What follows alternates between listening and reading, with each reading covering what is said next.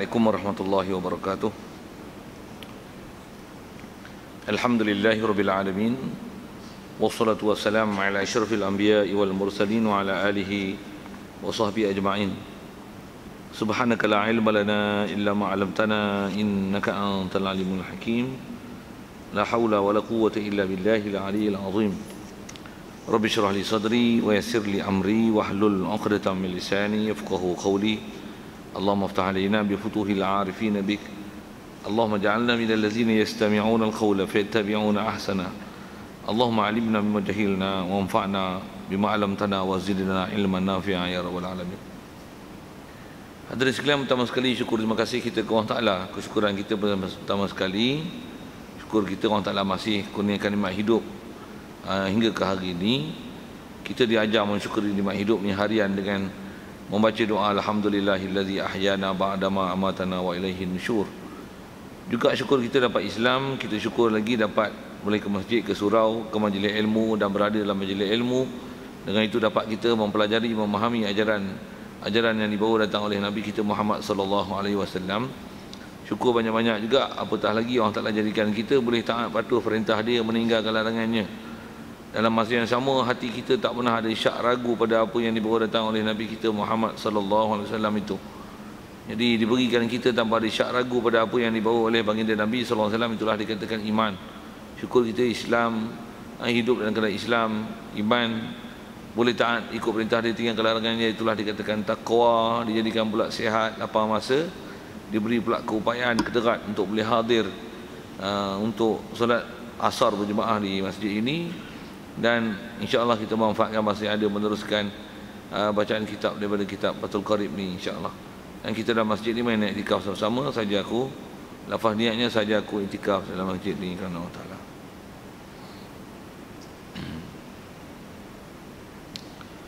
Hadirin sekalian, kalau ikut dengan apa yang telah kita bincang dulu, kita telah selesaikan dalam bab mahram. Dan saya ada sebut dah itu, nak masuk sedikit dalam bab muamalat. Dan muamalat yang munasabah nak bicara ni, yang munasabah dengan kita lah, yang kita selalu buat. Tapi kita tak pernah belajar bab hukum hakamnya. Jadi cadang asalnya nak bicara bab riba. Tapi rasanya sebab riba yang ada dalam kitab ni dia agak ringkas. Takut nanti tak sampai maksud nak dipaham tu. Tu cari tadi tu bab riba tu rasa macam panjang juga, tak pendek sangat. Macam mana pun kita tengok muka surat 97 daripada kitab yang kita pakai terjemahan ini. Kita bicara bab gadai insya-Allah. Bab gadai. Gadai juga kalau ikut dia berkaitan dalam bab yang semasa dengan kita. Tambah pula lani masyhur dengan ar-rahnu tu. Kita dengar gadaian Islam. Macam mana yang nak dipanggil gadaian Islam tu? Kadang-kadang bunyi gadaian Islam, apa lagi? Perbankan Islam. Apa menatangnya Islam ni kita pun tak erti. Tu. Jadi insya-Allah kita tengok bab tu. Jadi kitab kita ni yang kita pakai muka surat 97. Baris 5, 4, 6. Insya-Allah kita tengok tu. Jadi di atas babnya, pasalnya dipanggil bab gadai lah. Baik, kata musannif rahimahullah, faslun fi ahkamir rahni. Fasal kata dia, hadza faslun fi ahkamir rahni, fi bayani ahkamir rahni, pada nak menjelaskan hukum gadai. Okay. Sebelum tengok apa dia sebut tuan-tuan, kita gadai ni terjemahan Melayu lah. Kalau Arab dia yang tu mungkin kita baru dengar istilah Arabnya dipanggil ar-rahnu. Dan gadai ni kita suatu masa dulu, kalau Malaysia ni boleh kata masyhur banyak pawn shop, PAWN, kedai pajak gadai, dan memang yang terlibat pajak gadai ni orang Melayu lah. Orang Melayu mana yang ada emas, rantai emas, gelang emas. Tu duit tak ada, buat macam mana? Di pajak gadai. Muamalah yang kita buat ialah pergi tempat pajak gadai, gadai. Untuk gadai, lepas tu gadai buat apa?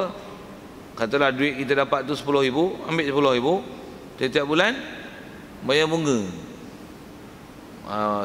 Cuma bahasa bunga ni orang nampak alert sikit lah. Bunga haram.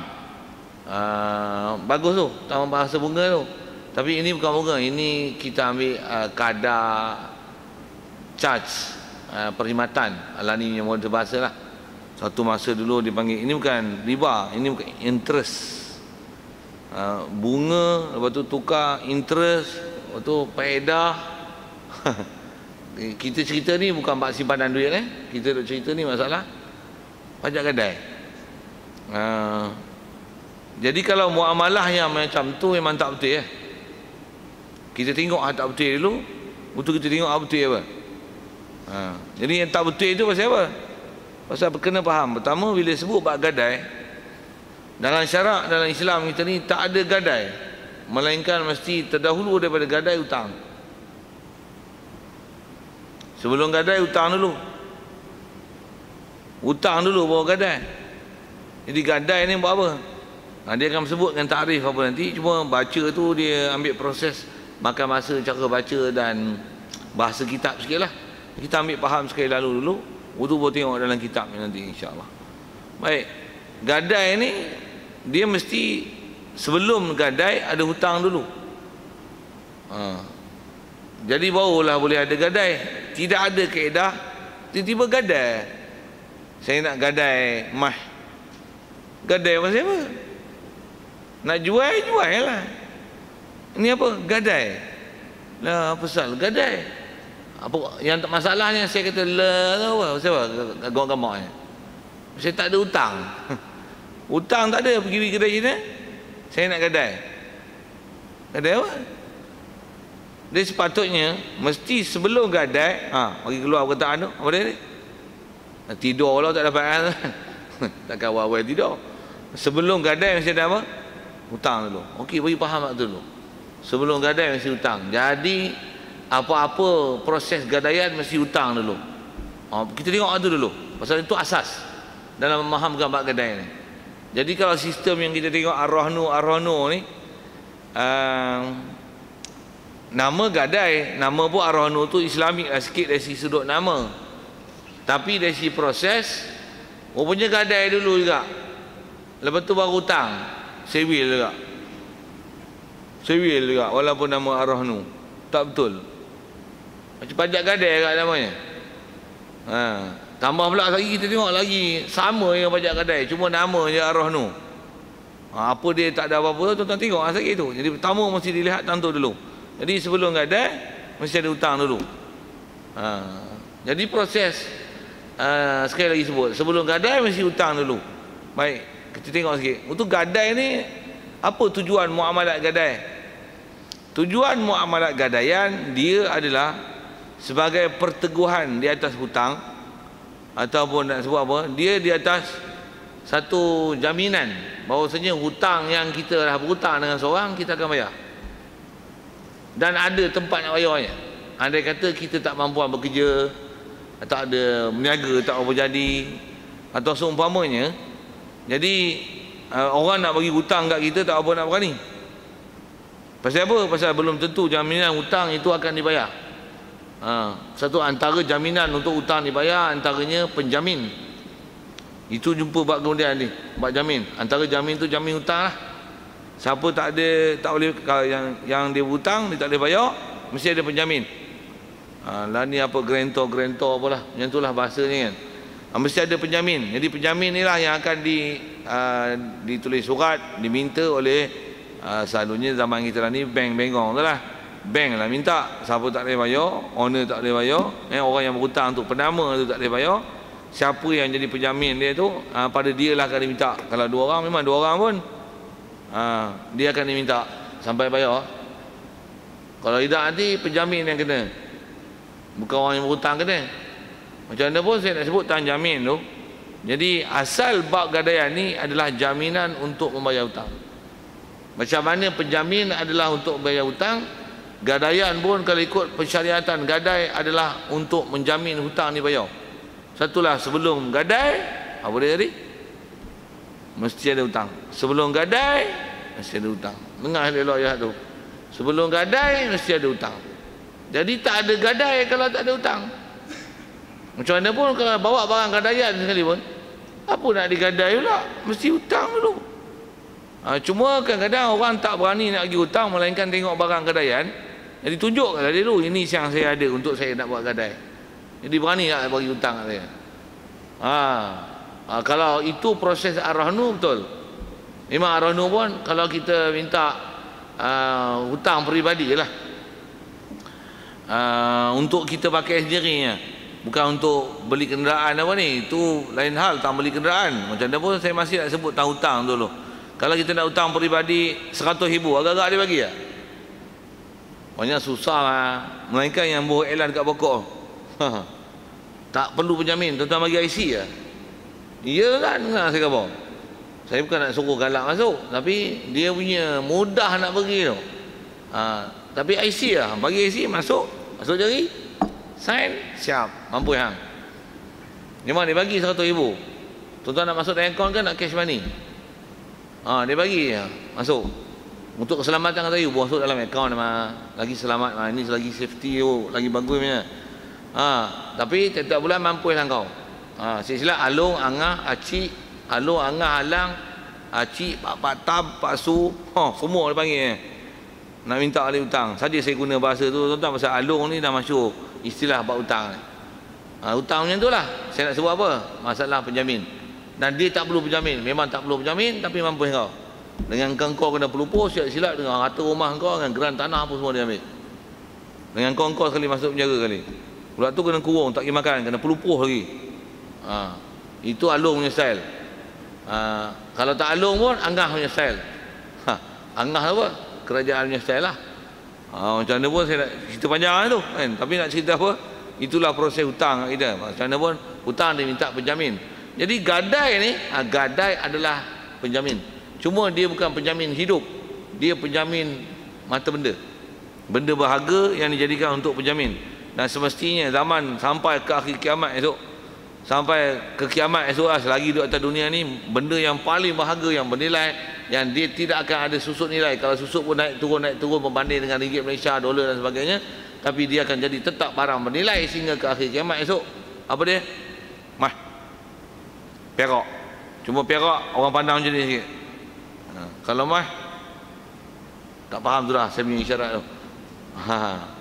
Kalau kita Cina perak, boleh layan Kalau emas, ya boleh, mari. Tambah emas lama kan, nak sangat.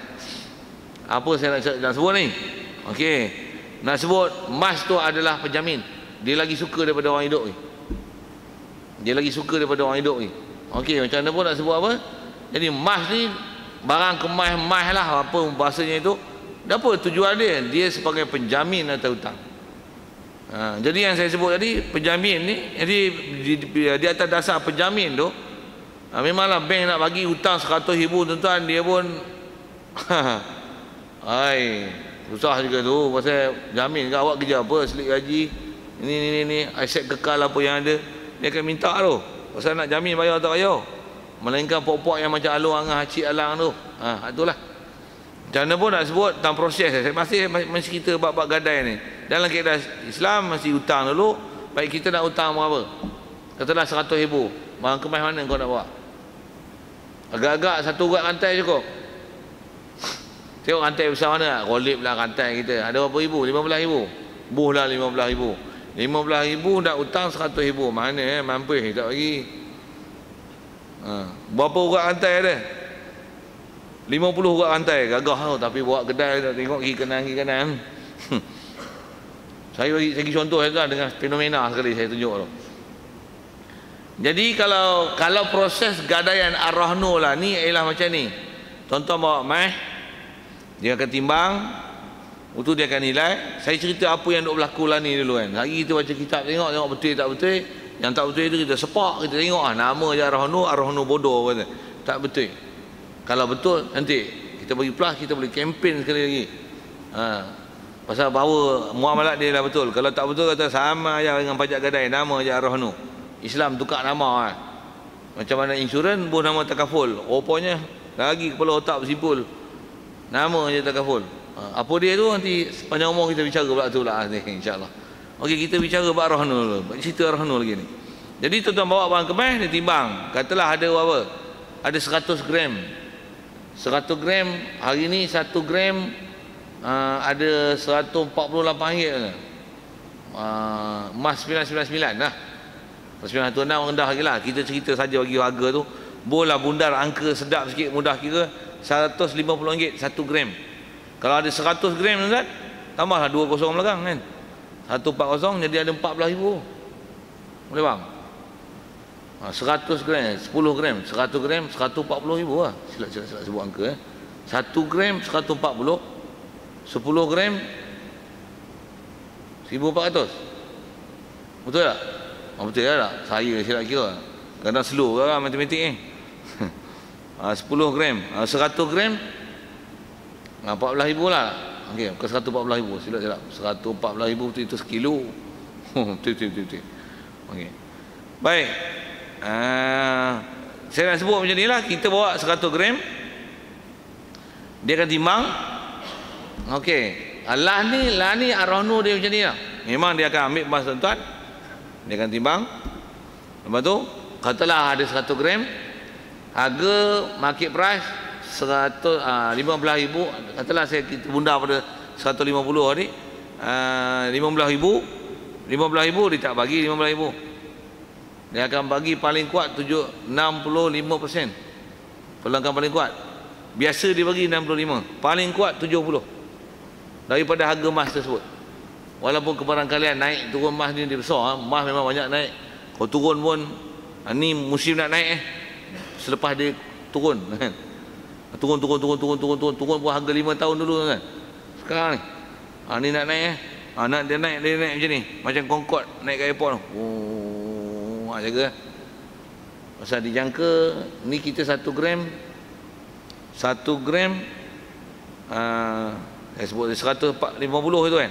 Nanti dia akan sampai 1 gram RM500. Satu tuan-tuan ada duit, jangan simpan duit. Buat keluar bank, tabung haji beli emas. Sikit-sikit isu suruh beli emas. Emas pun beli emas betul. Jangan beli emas yang adalah ekor emas main bank apa. Sikit-sikit. Sambil-sambil tu kita sambil lah kan. Kita nak cerita pasal dalam kaitan tu saya menyambil juga. Kok tuan-tuan pening lagi, hilang fokus, tanya lain. Okey. Pasal kadang-kadang banyak yang nak sebut tu dia cabang banyak kan.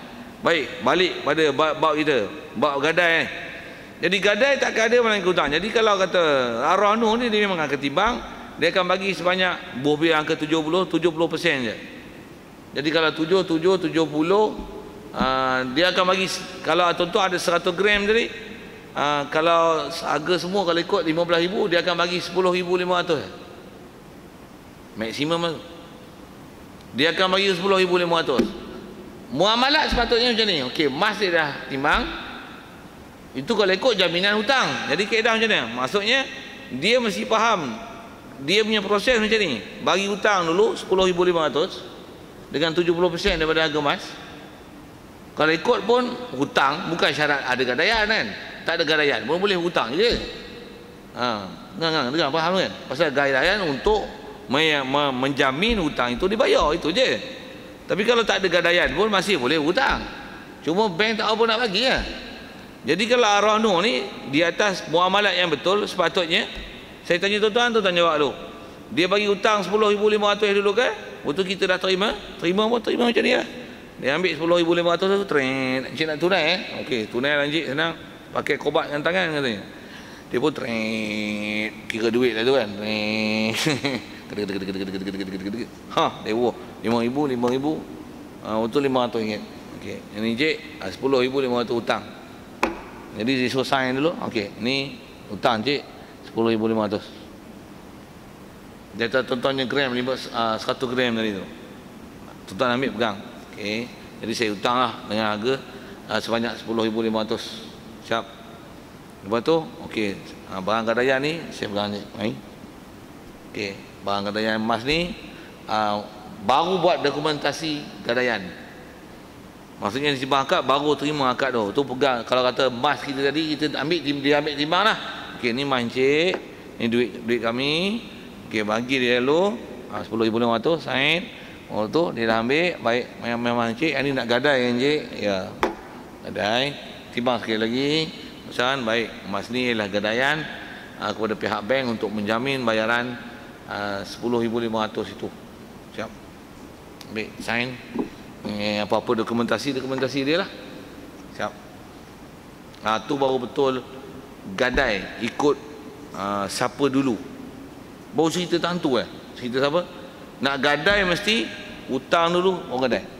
Walaupun mula-mula buat emas dulu, dia tak boleh gadai dulu untuk hutang. Tu tak betul lah proses.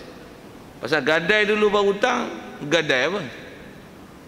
Tak. Baik tuan-tuan bawa emas jual ya. Bank berapa nak? Buat pergi kedai Cina terus. Cina ke Melayu ke? Ni emas saya ada ni, saya nak duit sekarang. Nak gadai apa? Apa gadai-gadai, aku nak jual lah. Oi, aku nak gadai jual. Aku nak duit. Bagi dia 100 gram. Berapa ni? Murah, tak mau. Aku pergi kedai lain. Berapa kedai? Tuan-tuan carilah berapa kedai, 10 kedai tuan-tuan tanya. Berapa? Dia murah sangat emas ni, tak mau. Kau balik. Kalau tuan-tuan nak buat macam tu. Kalau tuan-tuan ada perhiasan tuan-tuan sayang, kalau sayang tu, tu sayang tu, hutang, bagi saya hutang. Berapa hutang lu boleh bagi berani sama saya? Okey, ni barang kemas. Nanti ada kita nak bicara tentang tu lah, tentang gadaian tu. Jadi kita baru duk sebut tahu ni, untuk nama gadai mesti ada hutang terlebih dulu. Baru hutang tu je.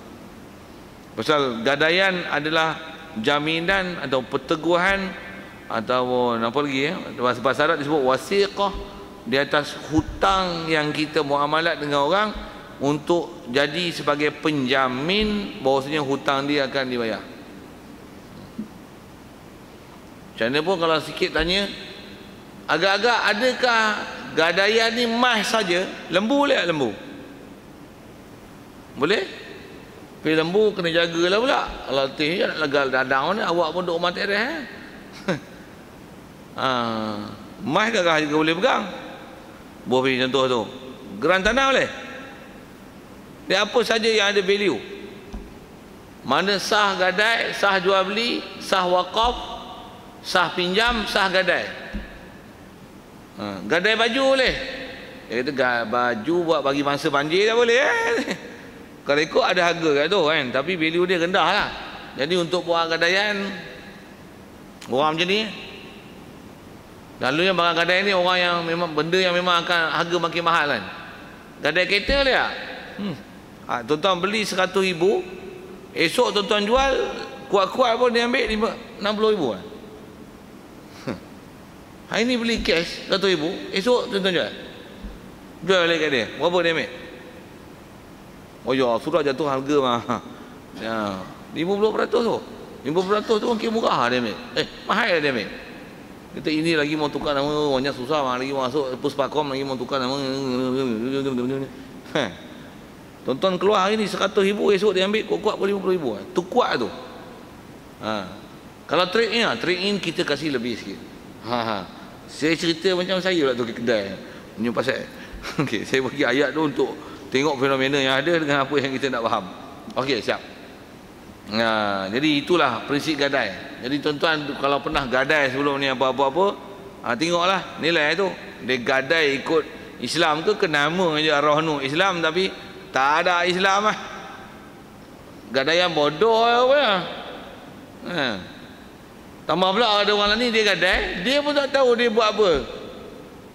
Saya ada seorang tuan-tuan, saya pernah jumpa, dia ada emas lah sikit kan.